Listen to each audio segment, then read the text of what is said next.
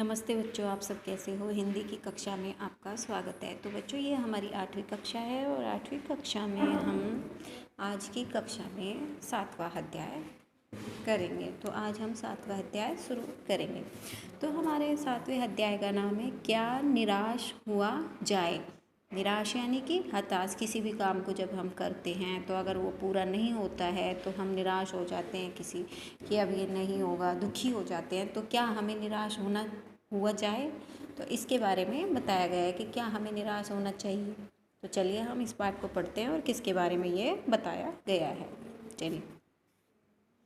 मेरा मन कभी कभी बैठ जाता है समाचार पत्रों में ठगी, डकैती, चोरी, तस्करी और भ्रष्टाचार के समाचार भरे भरे रहते हैं। आरोप प्रत्यारोप का कुछ ऐसा वातावरण बन गया है कि लगता है देश में कोई ईमानदार आदमी ही नहीं रह गया है। हर व्यक्ति संदेह की दृष्टि से देखा जा रहा है। जो जितने ही ऊंचे पद पर है उनमें उतने ही अधिक दोष दिखाई जाते हैं। अब ये जो इसमें कहा गया है कि समाचार पत्रों में डकैती है, चोरी है, तस्करी है, भ्रष्टाचार है, कि इतनी खबरें आती है कि उसको पढ़कर दिल बैठ जाता है, यानी कि हताश हो जाता है। और जो भी आजकल ऐसा लगता है कि ईमानदार आदमी तो रहा ही नहीं गया है, और जो भी ऊंचे ऊंचे पदों पर लोग हैं वो सब भ्रष्ट हैं। एक बहुत बड़े आदमी ने मुझसे एक बार कहा था कि इस समय सुखी वही है जो कुछ नहीं करता।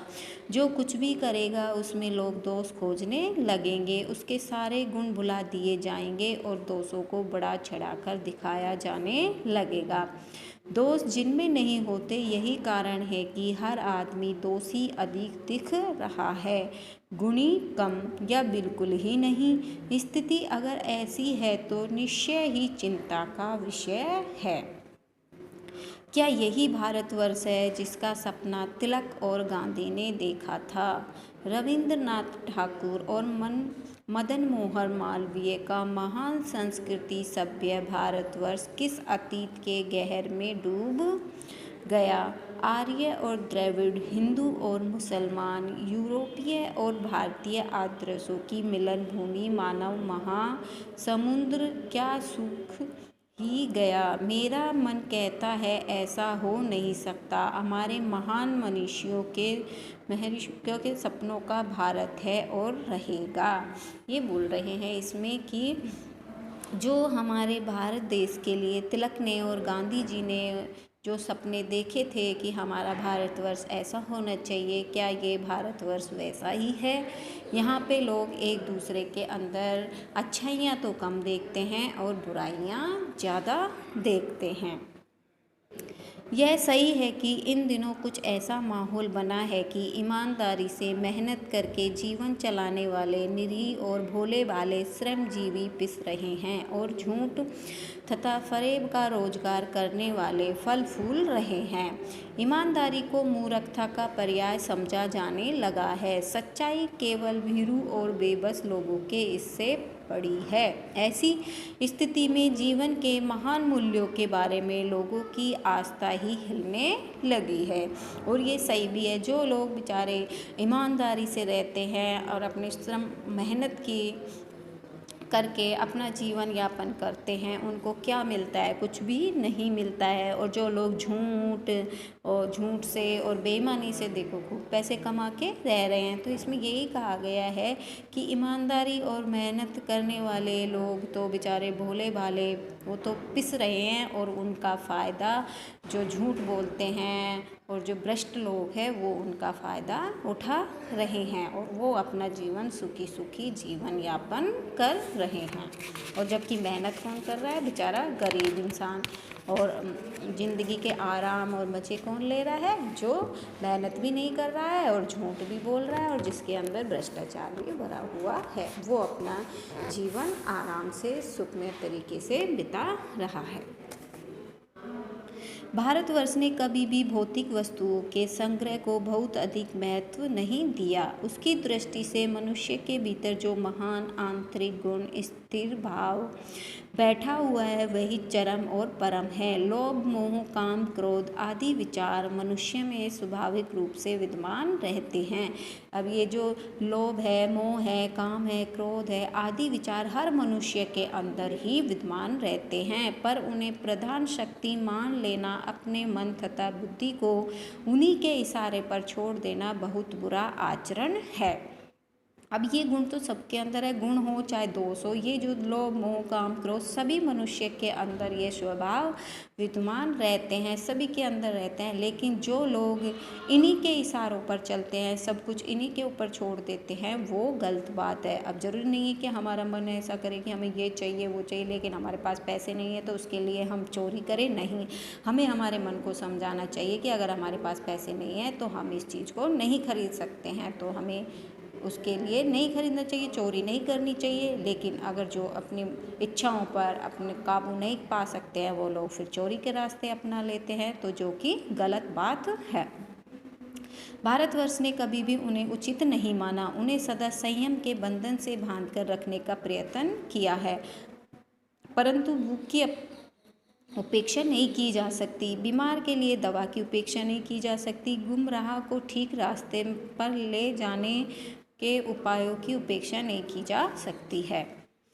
हुआ यह है कि इस देश के कोटि कोटि दरिद्र जनों की हीन अवस्था को करने के लिए ऐसे अनेक कायदे कानून बनाए गए हैं जो कृषि, उद्योग, वाणिज्य, शिक्षा और स्वास्थ्य की स्थिति को अधिक उन्नत और सुचारू बनाने के लक्ष्य से प्रेरित है। परंतु जिन लोगों को इन कार्यों में लगना है उनका मन सब समय परिवार में नहीं होता, प्राय वे ही लक्ष्य को भूल जाते हैं और अपने ही सुख सुविधाओं के ओर ज़्यादा ध्यान देने लगते हैं। भारतवर्ष सदा कानून को धर्म के रूप में देखता आ रहा है। आज एकाएक कानून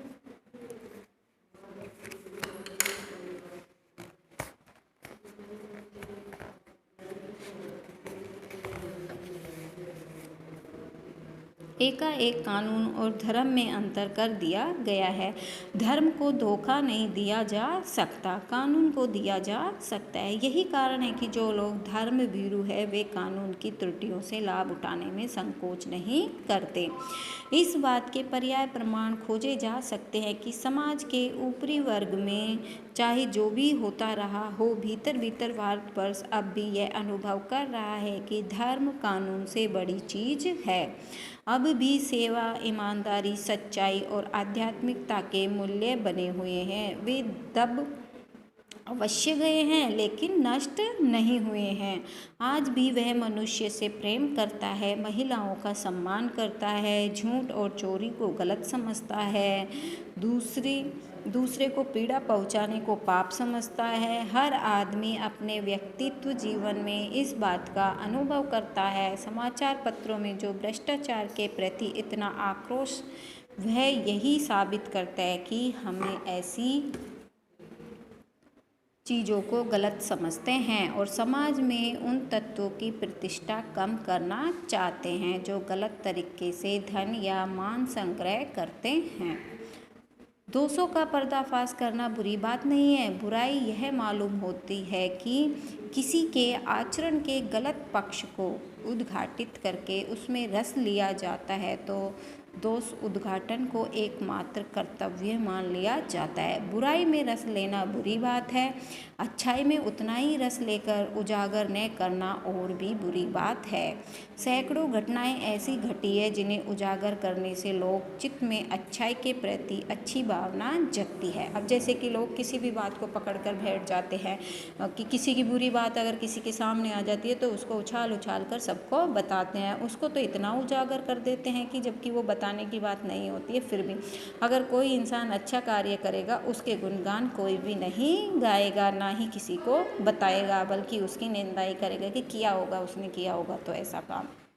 ऐसा है, एक बार रेलवे स्टेशन पर टिकट लेते हुए गलती से मैंने एक 10 के बजाय 100 रुपये का नोट दिया और मैं जल्दी जल्दी गाड़ी में आकर बैठ गया। थोड़ी देर में टिकट बाबू उन दिनों के सेकंड क्लास के डिब्बे में हर आदमी का चेहरा पहचानता हुआ उपस्थित हुआ। उसने मुझे पहचान लिया और बड़ी विनम्रता के साथ मेरे हाथ में 90 रुपये रख दिए और बोला, यह बहुत गलती हो गई थी, आपने भी नहीं देखा? मैंने भी नहीं देखा। उसके चेहरे पर विचित्र संतोष की गरिमा थी। मैं चकित रह गया।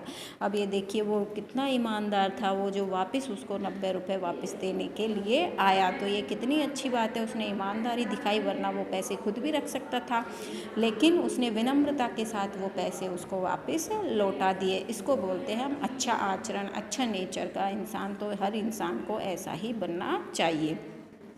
कैसे कहूँ कि दुनिया से सच्चाई और ईमानदारी लुप्त हो गई है। वैसी अनेक अवांछित घटनाएं भी हुई हैं, परंतु यह एक घटना ठगी और वंचना की अनेक घटनाओं से अधिक शक्तिशाली है। एक बार मैं बस में भी यात्रा कर रहा था, मेरे साथ मेरी पत्नी और 3 बच्चे भी थे। चलिए अब वीडियो का टाइम भी हो गया, क्योंकि इससे ज़्यादा वीडियो सेंड नहीं होती है, इसलिए आज की कक्षा हम यही समाप्त करते हैं। आगे का पाठ हम अगली कक्षा में करेंगे। तो ठीक है बच्चों, आप इस पाठ को एक बार घर पे अच्छे से पढ़ लेना और समझ लेना। तो आज की कक्षा हम यही समाप्त करते हैं। धन्यवाद।